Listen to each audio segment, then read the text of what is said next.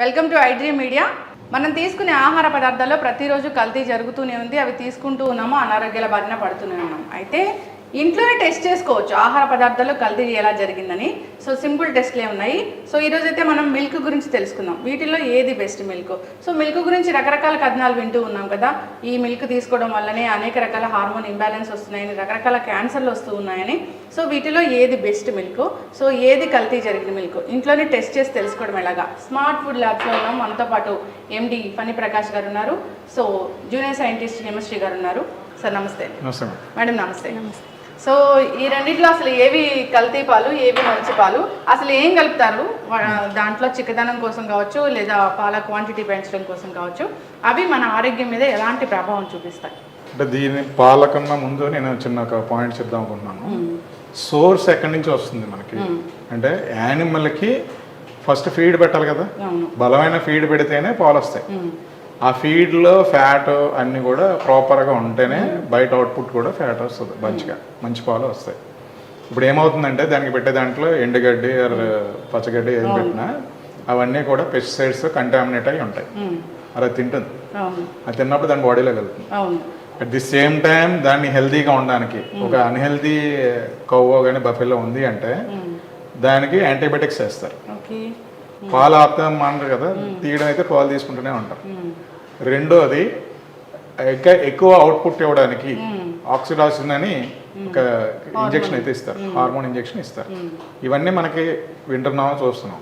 So అప్పుడు ఆ residues ఏదైతే ఉన్నాయో అవి పాలల్లోకి రావడానికి ఛాన్సెస్ ఎక్కువ. సో థ్రెట్ ఎక్కడి నుంచి స్టార్ట్ అవుతుంది? సోర్స్ అంటే యానిమల్ ఫీడ్. యానిమల్ ఫీడ్ కూడా క్వాలిటీ ఫీడ్ పెడితేనే మంచి అవుట్పుట్ వస్తుంది. దీనికంటే ఏంటంటే రెగ్యులేషన్స్, స్ట్రాంగ్ రెగ్యులేషన్స్ రావాలి. ఎఫ్ఎస్ఎస్లో కూడా డ్రాఫ్ట్లో పెట్టారు. డ్రాఫ్ట్లో పెట్టింది ఇంకా ఫైనల్ బిల్ అవ్వలేదు. అది బిల్ కానీ పార్లమెంట్లో పాస్ అయితే వీఆర్ రియల్లీ హ్యాపీ. అది అంటే నాకు అనిపించిన దాంట్లో ఇంక్లూడింగ్ యానిమల్ ఫీడ్ కూడా ఎఫ్ఎస్ఎస్ఏ అండర్లోకి వస్తే చాలా హ్యాపీ అని నేను అనుకుంటున్నాను. అట్ ది సేమ్ టైం ఇంకొక థ్రెట్ ఏంటంటే కొన్ని కంపెనీలు ఫీడ్లో ఫ్యాట్ గ్లోబుల్స్ ఇవన్నీ కూడా పెట్టి లైక్ మనం బిస్కెట్స్ ఎలా తింటామో అట్లాగే ఒక బిస్కెట్స్ లాగా చేసి దాన్ని యానిమల్ ఫీడ్గా వాడతారు. అది ఫార్ములేటెడ్, అంతలో ఫ్యాట్ ఉంటుంది. గేది ఒకసారి తిన్న తర్వాత అది బఫెలో కానీ ఆ కౌ కానీ ఇంటేక్ తీసుకున్న తర్వాత అవుట్పుట్ ఫ్యాట్ ఎంత రావాలో అంత క్యాల్కులేటెడ్గా ఫార్ములాస్ తయారవుతాయి. అంటే లోపల ఇప్పుడు బయట ఫ్యాట్ ఇచ్చాము, అది లోపల డైజెస్టివ్ నేచర్లో వెళ్ళి బయటకి ఎల్యూట్ అవ్వాలి. బట్ అది యాక్చువల్ ఫ్యాట్ ఏదైతే ఇచ్చామో అదే ట్రాన్స్ఫార్మ్ అయితే అది హెల్తీ ఫ్యాట్ కాదు కదా బయటకు వచ్చేది. అంటే సైంటిఫిక్గా కూడా మన ప్రాపర్ అప్రోచ్ ఉండాలి. At the same time source నుంచి కూడా ఏదైతే యానిమల్ ఫీడ్ ఉంటుందో అది కూడా టెక్నికల్గా క్వాలిఫైడ్ అయి ఉండాలి. ఇది ఉన్నప్పుడు దాని తర్వాత ఇప్పుడు అదొక థ్రెట్ మనకి. సో దాన్ని మనం ఎలా ఆపగలం అంటే అది government as well as private industries అంతా కూడా కలిపి ఒక రెగ్యులేషన్స్ మీద పనిచేయాల్సి వస్తుంది. సో అది combined activity. It the same time ఇప్పుడు ఫుడ్ మిల్క్ అడల్టరేషన్లోకి వచ్చామంటే మల్టిపుల్ అడల్టరేషన్ ఛాన్సెస్ ఉన్నాయి. సో ఫర్ ఎగ్జాంపుల్ అదే దాంట్లో యూరియా కూడా వేస్తుంది. ఇప్పుడు పంట పొలాల్లో యూరియా వేస్తారు.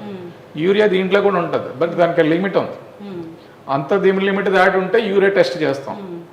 అట్ ది సేమ్ టైం దీన్ని అడల్టరేషన్లో ఉంది అంటే అది ఎలాగా సార్? అంటే ఇప్పుడు మీరు యానిమల్ ఫీడ్ అనేది కదా, animal feed that's what I'm telling. అంటే యూరియా ఎక్కడి నుంచి వచ్చిందా అంటారు. ఇవన్నీ ఏంటంటే అది ఫీడ్ ద్వారా కానీ అది ఇంటేక్ తీసుకుంటే అది మళ్ళీ మిల్క్లోకి ట్రాన్స్ఫార్మ్ అవుతుంది. అదేమీ బయటదేమి ఉండదు కదా. ఇప్పుడు బాడీలో దానికి కూడా రెసిడ్యూస్లో వండుకోకూడదు కదా, అది మిల్క్లోకి వస్తుంది. ఆ మిల్క్ మనం తాగుతున్నాం. సో ఇది ఒక ప్రాబ్లము. లేదా మనకి ఇంటికి వచ్చే లోపలనే ఫర్ ఎగ్జాంపుల్ వాటర్ కలిపేయడం. వాటర్ కలిపేస్తే అది ఎంత, ఇప్పుడు ఫర్ ఎగ్జాంపుల్ లీటర్ 30 రూపీస్ ఉందనుకోండి, ఇంకొకరు 25 రూపీస్కి ఇస్తున్నారంటే దాంట్లో ఏదో మీనింగ్ ఉంటుంది కదా. సో అది ఒక ప్రాబ్లం. ఏంటి, లూజ్ ప్యాకెట్స్ ఇచ్చినప్పుడు, లూజ్ మిల్క్ అది ఇంటికి సప్లై చేసినప్పుడు, అదే సప్లై చైన్లో మనకి డిఫరెంట్ వెరైటీస్ ఉన్నాయి. హోమోజనైజ్డ్ మిల్క్ అని, ప్యాస్చరైజ్డ్ మిల్క్, హోమోజనైజ్డ్ మిల్క్స్, ఇవన్నీ డిఫరెంట్. ఇవన్నీ కూడా డిస్ట్రిబ్యూషన్ ఎలా చేశారంటే percentage of the fat 6.5% buffalo milk అని ఇప్పుడు మార్కెట్లో చూస్తున్నాం కదా, వెరీ డిమాండెడ్. బట్ అన్ని బఫెలోస్ ఆర్ అవైలబుల్ లేదా అన్నది ఇంకా క్వశ్చన్ మార్కే. లేనప్పుడు ఎలా ఈ ప్రొడక్షన్ జరుగుతుంది అన్నది still it is a question. కానీ థిక్ మీగడ వచ్చింది అదంతా చూపిస్తారు. ఇప్పుడు అదేం చేస్తారు, ఎప్పుడైనా ఇండస్ట్రీలో ఏమవుతుంది, కలెక్టింగ్ ఫ్రమ్ ద విలేజెస్లో ఫార్మర్స్ నుంచి కలెక్ట్ చేసి కలెక్ట్ చేసింది చిల్లింగ్ సెంటర్కి వస్తుంది. చిల్లింగ్ సెంటర్ నుంచి with in the span of 4 అవర్స్లో మ్యానుఫ్యాక్చరింగ్ ఫెసిలిటీకి వచ్చేయాలి. మ్యానుఫ్యాక్చరింగ్ ఫెసిలిటీలో మినిమం దానికి కావాల్సిన ఎస్ఎన్ఎఫ్ టెస్టింగ్స్ అవన్నీ చేసి క్వాలిఫైడ్ మిల్క్ని లోపల చిల్లింగ్ సైలోకి ట్రాన్స్ఫర్ చేస్తారు. ఇమీడియట్గా దాన్ని ప్యాస్చరైజేషన్ చేసుకుంటారు. ఎప్పుడైతే ప్యాస్చరైజేషన్ అయిందో మైక్రోబియల్ గ్రోత్ని కిల్ చేస్తుంది కాబట్టి అక్కడ మీకు చిల్లింగ్ కండిషన్లోనే మీకు ప్యాకింగ్ కూడా అయిపోతుంది. సో అక్కడ మైక్రోబియల్ గ్రోత్ రెసిస్ట్ చేస్తుంది కాబట్టి ఈ 48 అవర్స్ షెల్ఫ్ లైఫ్తో మనకైతే ట్రాన్స్పోర్ట్ అవుతుంది.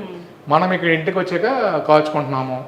ఇక్కడ 6.5% ఫ్యాట్ అయినా ఏదైనా సరే ఈ ఎక్స్టర్నల్గా యాడ్ చేసి మళ్ళీ హోమోజనైజ్ చేస్తారు. ఏది డైరెక్ట్గా బఫెలో మిల్క్ యాసెచ్గా రాదు. ఇప్పుడు అది collecting from the different buffaloes లేదా కలెక్టింగ్ ఫ్రమ్ డిఫరెంట్ కౌస్ అది కూడా అవ్వచ్చు, లేకపోతే మిక్స్డ్ మిల్క్ అయి ఉండొచ్చు. వీ డోంట్ నో, అది డిపెండ్స్ అపాన్ ఆ కేటగిరీని బట్టి 6.5 ఆర్ 5 ఇట్లా డిఫరెంట్ నేమ్స్తో మెన్షన్ చేస్తారు. ఒకప్పుడు పాలు కల్తీ జరిగిందంటే ఓన్లీ వాటర్ కలిపేవాళ్ళు, పల్చగా ఉండేవి. సో ఇది పల్చగా ఉంది, ఇది మంచి పాలు కావాలని అనుకునే వాళ్ళం. కానీ ఇప్పుడు పాలు తాగితే హార్మోన్ ఇంబ్యాలెన్స్ వస్తుంది. సో చిన్నపిల్లలే తక్కువ వయసులోనే ఆడపిల్లలు ప్యూబర్టీకి వెళ్తున్నారని తెలుస్తుంది. ఇవన్నీ రకరకాల క్యాన్సర్. ఎందుకంటే one thing is antibiotics is coming from the milk అన్నది మనకు ఒక క్లారిటీ ఉంది. సో రెండోది వచ్చేసరికి మీరు ఎప్పుడైనా పిల్లల్ని హాస్పిటల్కి తీసుకెళ్లారనుకోండి, ఫీవర్ వస్తే 1 వీక్లో తగ్గిపోద్దని డాక్టర్ చెప్తాడు. But you will not satisfy till he is not writing antibiotic. ఆయన మంచి డాక్టర్ కాదంటాం మనం. ఇది ఎక్కడైతే మన క్యూరియాసిటీ ఉందో ఏదైనా సరే త్వరగా అయిపోవాలన్న కోరిక మన కొంపముస్తుంది. సో అందులో ఇది ఒక భాగము. ఇప్పుడు నేను చూసేది ఏంటంటే ప్రతిదీ ఇంట్లో ఈజీగా ఎలా చేసుకుంటారు. ఈ యూరియా వాటర్ కలపడంతో పాటు ఇప్పుడు మేము చూపించేది ఏంటంటే స్టార్చ్ కలుపుతారు. స్టార్చ్ ఎందుకు కలుపుతారంటే థిక్నింగ్ ఏజెంట్. ఇప్పుడు వాటర్ కలిపాను కానీ మీకు చిక్కగా కనబడాలి. చిక్కగా కనబడాలంటే నేను స్టార్చ్ కలిపితే నాకు రేటు తగ్గుతుంది, మీకు చూడడానికి చిక్కగా కనబడుతుంది. ఇప్పుడు అలాంటి స్టార్చ్ కలిపిన మిల్క్ కానీ ఒకవేళ మీ ఇంటికి వస్తే మనం చేసుకున్నది సింపుల్ టెస్ట్. ఇక్కడ ఉన్నవన్నీ కూడా ఈజీగా అవైలబుల్ మార్కెట్లో. ఒకటే ఈ టింక్చర్ బయట మనము ఐడినది మెడికల్ షాప్ నుంచి కొని తెచ్చింది. ఇవన్నీ అవైలబుల్ ఇక్కడ. ఇప్పుడు హిమశ్రీ చేసి చూపిస్తుంది ఏది మంచి మిల్క్ ఏది చెడ్డ మిల్క్. ఒకసారి దాంట్లో ఉన్న కలర్ వేరియేషన్ వచ్చిన దాని తర్వాత ఎక్స్ప్లెయిన్ చేస్తాం. First of all iodine solution ఇది ఒక 2 ml వరకు ఇందులో మిల్క్లో యాడ్ చేసుకోవాలి. 1 గ్లాస్ మిల్క్లో.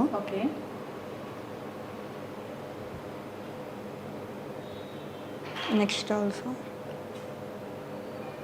ఇందులో కొంచెం యాడ్ చేసుకుంటాం.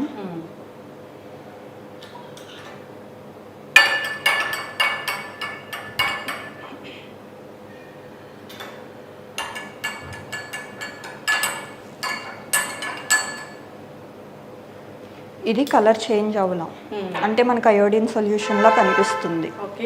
అయోడిన్ సొల్యూషన్ ఒకటే ఉంది, బట్ ఇది చూస్తే కలర్ చేంజ్ అయింది. సో ఇందులో స్టార్చ్ ఉంది కాబట్టి అది బ్లూ కలర్ వచ్చింది. నార్మల్ మిల్క్ అయితే నార్మల్ మిల్క్ అందులో రాదు. అందులో స్టార్చ్ లేనట్టు ఇందులో స్టార్చ్ ఉన్నట్టు ఇది ఇండికేషన్. ఇలాంటి స్టార్చ్లు కలిపి అసలు ఎవరికి ఎలాంటి మెసేజ్ ఇద్దామని అర్థం కావట్లేదు సార్. నిజంగా థిక్ మిల్క్ కోసం ఇంత చేస్తున్నారు. ఎన్ని రకాల అనారోగ్య సమస్యలు వస్తూ ఉన్నాయో. సో ఈ కలర్ చూస్తే నిజంగా భయంకరంగా ఉంది. ఇంకా వైట్ వేరియేషన్ వచ్చేసింది కదా. ఎస్, ఇంట్లోనే సింపుల్ టెస్ట్ ద్వారా తెలుసుకోవచ్చు. సో బయట లూజ్ దొరికే మిల్క్ కన్నా ఈ ప్యాకెట్ మిల్కే మంచివేమో అనిపిస్తుంది ఇప్పుడు ఇది చూస్తే. అంటే అక్కడ అట్లీస్ట్ ఒక సిస్టమ్ ఉంటుంది. సిస్టంలో ఏంటంటే ప్యాకేజ్డ్ ఫుడ్కి ఏమవుతుందంటే ఎక్కడ అడల్టరేషన్ ఛాన్సెస్ సప్లై చైన్ మేనేజ్మెంట్లో ఉండడానికి ఛాన్సెస్ ఉండదు. అట్లీస్ట్ మంచి కంపెనీస్లో ఏంటంటే IS 422 అంటే food safety manage system practices ఇవన్నీ కూడా బ్యాక్వర్డ్ ఇంటిగ్రేషన్తో సహా వాళ్ళు ఫాలో అవుతూ ఉంటారు. సో ఇది కంటిన్యూస్ అప్రోచ్. అంటే బ్రాండ్ వాల్యూ ఎవరు కూడా పోగొట్టుకోవాలి. సో ఆ బ్రాండ్ వాల్యూ నిలబెట్టుకోవడానికి they wanted to give a quality product. Even though రూపాయి కావాలంటే పెంచుతారు తప్ప తగ్గించుకోరు. సో లాస్ అవుతున్నారు అనుకోండి. ఫర్ ఎగ్జాంపుల్ నిజంగానే వాళ్ళకి మీరు కంటిన్యూస్కి ఈ మధ్య చూస్తుంటే ప్రతి మిల్క్ 1 రూపీ చొప్పున పెరుగుతూనే వస్తున్నాయి. But public also not fighting with him. ఎందుకంటే అది ఆ బ్రాండ్ ఆ క్వాలిటీ ఇస్తుందని కాన్ఫిడెన్స్ ఉంది కాబట్టి you're paying for that. But ఎక్కడైతే మీకు లూజ్ ప్యాకెట్స్ కానీ ఈ థ్రెట్ ఎవరికి ఉంటుందంటే హోటల్స్కి వేసేటప్పుడు అక్కడ పాల ప్యాకెట్లు కొంటాడా లేదా ఎక్కడి నుంచి తెచ్చుకుంటారా అన్నది డౌట్. ఇప్పుడు టీ స్టాల్స్లో ఎలాంటివి వస్తుందో డౌట్.